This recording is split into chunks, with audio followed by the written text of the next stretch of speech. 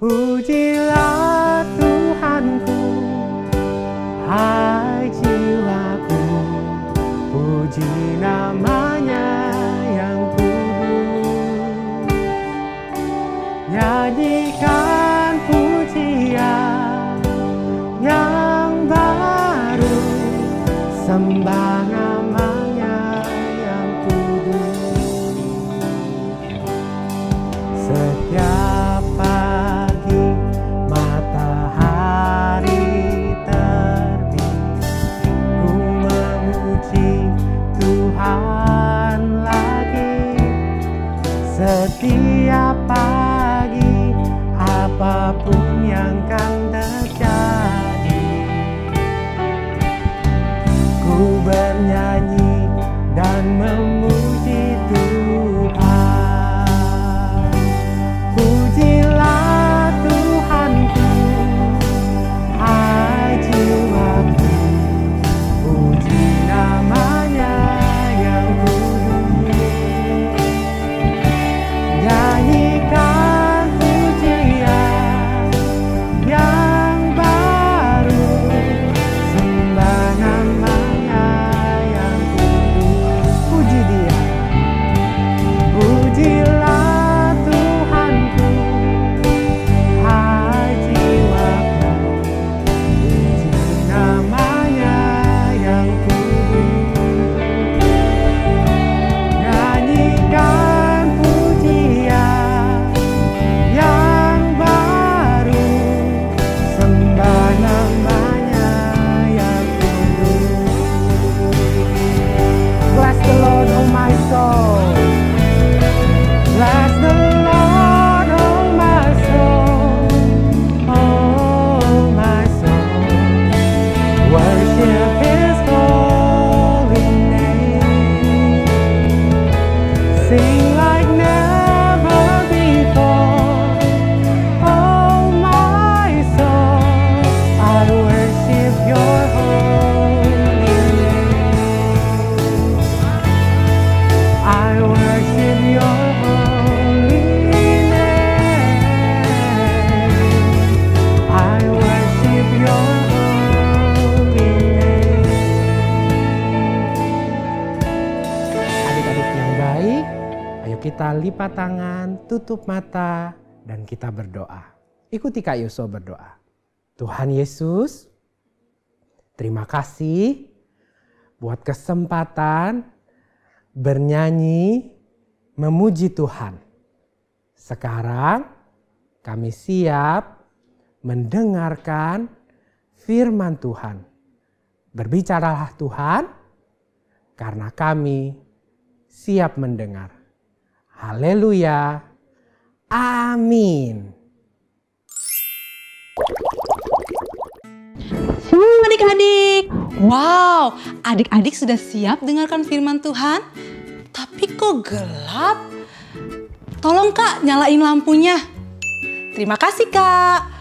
Wah, sekarang kita harus berterima kasih kepada penemu lampu. Salah satunya adalah Thomas Alva Edison di tahun 1879. Sebenarnya ada 3 penemu lampu pijar sebelum Thomas Alva Edison. Tetapi lampu milik Thomas lah yang bisa menyala lebih lama dan menjadi dasar pengembangan ke lampu-lampu modern sekarang. Tahukah adik-adik, waktu kecil Thomas hanya sekolah di rumah. Tetapi bukan seperti adik-adik yang sekolah di rumah online karena ada pandemi COVID. Thomas dulu sekolah atau belajar di rumah karena dia dikeluarkan dari sekolah. Gurunya menganggap Thomas anak bodoh karena nilai-nilai pelajaran Thomas sangat gak bagus. Jadi ibunya lah yang dengan tekun mengajari Thomas di rumah. Ternyata Thomas bukan anak bodoh, tapi anak yang selalu ingin tahu banyak hal. Sehingga di usia 11 tahun saja, Thomas sudah membuat laboratorium kimia sederhana di rumahnya. Dan untuk membiayai percobaan-percobaannya, dia jual koran, buah-buahan, dan permen di atas kereta api, dan bahkan membangun laboratorium kecil di salah satu gerbong kereta api, tentunya atas seizin perusahaan kereta api. Wah, Thomas benar-benar bekerja keras. Konsisten artinya tidak berubah, setia belajar dan terus fokus melakukan percobaan-percobaannya. Untuk menemukan lampu pijar yang lebih tahan lama, selama bertahun-tahun Thomas melakukan percobaan ribuan kali. Gagal lagi, gagal lagi, gagal lagi. Thomas tidak pernah putus asa. Setiap kali gagal, dia tidak merasa gagal, tetapi menganggap itu hanya cara yang keliru, yang salah untuk mendapatkan cara yang lebih benar. Luar biasa, Thomas seorang yang setia fokus pada tujuannya. Tidak heran, selain lampu pijar yang bisa menerangi dunia, Thomas juga menemukan ribuan penemu-penemu lain yang dipatenkan atau didaftarkan bahwa dia adalah penemunya. Kita belajar dari Thomas Alva Edison bahwa kesetiaan untuk selalu konsisten, fokus itu sangat diperlukan. Yuk, dalam belajar dan melakukan hal baik lainnya, adik-adik juga harus punya kesetiaan. Konsisten, tidak berubah, artinya jangan kadang rajin, kadang malas, kadang antusias, kadang ogah-ogahan. Kita harus terus setia, tetap fokus dalam mengerjakan segala sesuatu sampai selesai dan berhasil. Ingat, kalau kita setia dalam perkara yang kecil, Tuhan akan mempercayakan hal-hal yang besar. Setelah kematian Musa, maka Yosua menggantikan Musa untuk memimpin bangsa Israel menuju tanah Kanaan yang dijanjikan Tuhan. Yosua tidak tiba-tiba begitu saja jadi pemimpin, tetapi Tuhan memproses dan mendidik Yosua dari sejak mudanya. Kesetiaan Yosua teruji selama menjadi abdi atau pelayan Musa. Yosua tidak pernah memberontak. Tidak seperti orang-orang Israel lainnya yang sering memberontak, bersungut-sungut, mengomel. Ayo adik-adik, jangan suka melawan orang tua atau mengomel-ngomel ya. Itu gak baik. Lalu Tuhan berfirman kepada Yosua bahwa kota Yeriko akan diserahkan ke tangan Yosua. Yosua pun memberitahukan kepada semua bangsa Israel sesuai dengan yang diperintahkan Tuhan, yaitu bangsa Israel harus mengelilingi kota Yeriko 1 kali saja setiap hari dan dilakukan 6 hari. 7 orang imam harus meniup sangkakala, yaitu alat tiup yang terbuat dari tanduk domba dan berjalan di depan tabut perjanjian, sementara orang-orang yang bersenjata berjalan di depan para imam. Zaman dahulu, suatu kota dikelilingi oleh tembok yang tebal untuk menjaga dari serangan musuh. Pada hari ke-7, bangsa Israel harus mengelilingi tembok Yeriko 7 kali, dan ketika sangkakala berbunyi panjang, maka semua rakyat harus bersorak dengan suara keras. Tibalah hari pertama, semua berjalan berkeliling sesuai dengan yang diperintahkan. Orang-orang Yeriko siap-siap melawan orang Israel. Tetapi mereka bingung, kok orang Israel hanya berjalan berkeliling tanpa suara? Mulailah orang-orang Yeriko menertawakan. Kok mau perang hanya bisanya baris berbaris? Hahaha, gak berani ya? Ayo lawan kami, pengecut, takut ya? Walau mereka diejek-ejek, mereka tetap diam saja. Tidak boleh membalas, tidak boleh menjawab, tidak boleh bersuara. Anak-anak pun taat semua. Setelah selesai berkeliling 1 kali, mereka kembali ke kemah untuk beristirahat. Besoknya pagi-pagi mereka lakukan hal yang sama. Sampai hari ke-6, di hari ke-7 Yosua bangun pagi-pagi. Mereka harus mengelilingi 7 kali, dan kali yang ke-7 sangkakala berbunyi dan Yosua berteriak, "Bersoraklah, sebab Tuhan telah menyerahkan kota ini kepadamu." Maka bersoraklah mereka dengan suara nyaring, dan tiba-tiba tembok yang sangat tebal itu runtuh. Lalu orang Israel menyerbu masuk. Kota Yeriko berhasil direbut oleh bangsa Israel bukan dengan pedang, bukan dengan tombak atau perang, tetapi dengan kesetiaan dan ketaatan orang Israel kepada perintah Tuhan. Semua bangsa pun mendengar tentang Tuhan yang dahsyat yang menyertai Yosua. Tuhan pun berjanji kepada Yosua, setiap tempat yang akan diinjak oleh telapak kakimu, kuberikan kepada kamu. Wah, karena kesetiaannya, Yosua diberkati dengan luar biasa. Di kitab Yosua 24 ayat 15c tercatat pernyataan Yosua yang terkenal, yaitu, "Tetapi aku dan seisi rumahku, kami akan beribadah kepada Tuhan." Luar biasa, Yosua pastikan keluarganya juga akan setia beribadah kepada Tuhan. Tuhan sangat senang dan menghargai kesetiaan, karena Allah kita adalah Allah yang setia. Yuk adik-adik juga ikutan Yosua yang memiliki buah roh kesetiaan yang konsisten, tidak berubah, terus setia, dan fokus melayani dan menyembah Tuhan. Nah, selain kalian harus setia beribadah, berdoa, baca renungan, dan taat melakukan firman Tuhan, kalian juga harus setia dan fokus mengejar cita-cita kamu ya. Mungkin ada yang mau jadi dokter, perawat, guru, pilot, polisi, jadi chef pintar masak, atau apapun cita-cita kalian.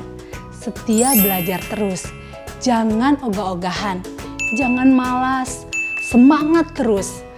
Selain melakukan dengan setia, jangan lupa harus mengandalkan Tuhan Yesus ya, sehingga setiap langkah hidupmu dipimpin oleh Tuhan. Amin. Ayo sekarang kita berdoa. Tuhan Yesus, saya mau selalu setia, tetap fokus, mengerjakan semua yang baik, termasuk setia, beribadah kepada Tuhan. Terima kasih. Tuhan juga selalu setia memberkati saya. I love you. Amin.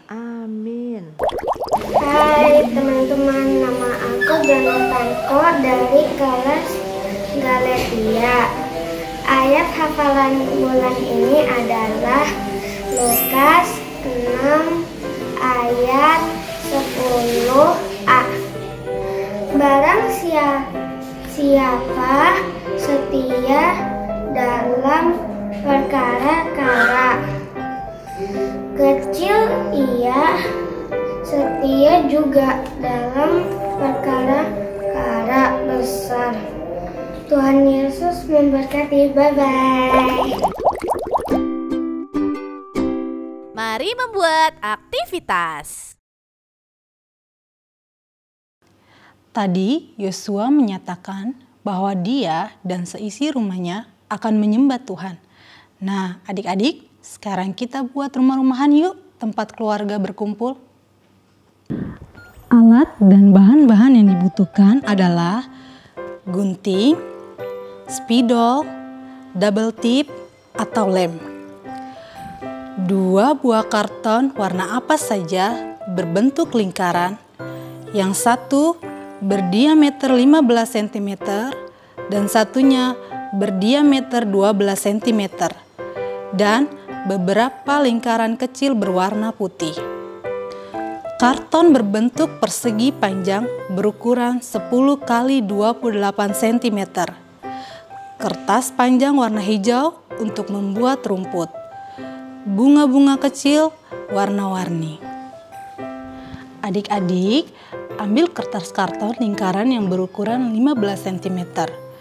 Potong dari titik tengah seperti ini, terus tempel lingkaran-lingkaran putih kecil tadi seperti ini.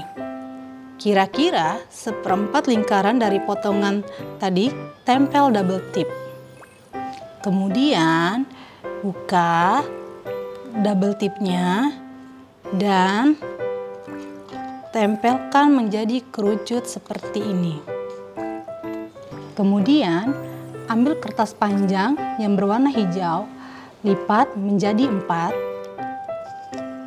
dan potong ujung-ujungnya membentuk rumput seperti ini.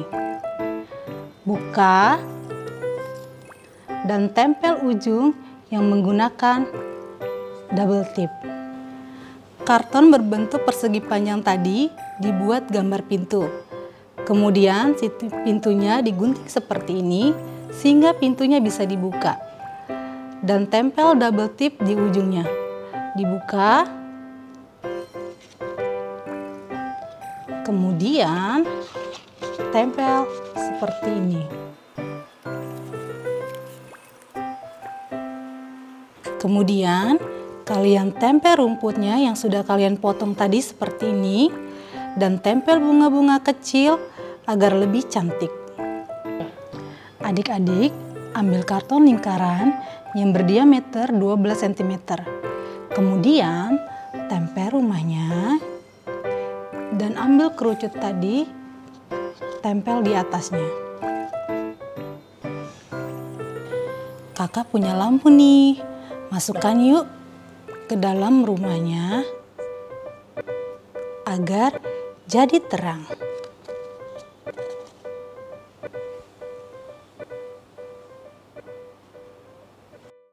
Adik-adik yang setia, sekian ibadah online hari ini. Setia terus baca renungannya ya. Salam sehat, Tuhan Yesus memberkati.